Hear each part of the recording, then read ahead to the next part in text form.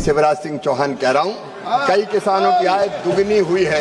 केवल दुगनी नहीं माननीय अध्यक्ष महोदय, केवल दुगनी नहीं, कई किसानों की तिगनी भी हुई है, कई की चौगनी भी हुई है और कई की 8-8 गुनी भी हुई है।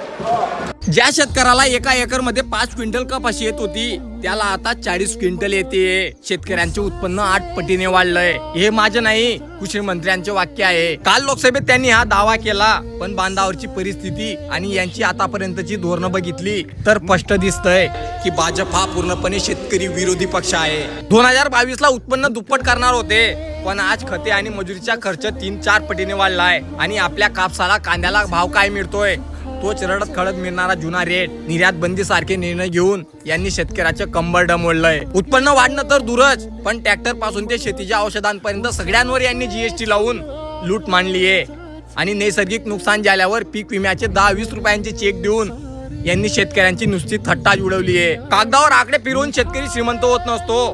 हे शेतकरी विरोधी राजकारण आम्हाला मान्य नाही। तुम्हाला काय वाटतं नक्की सांगा।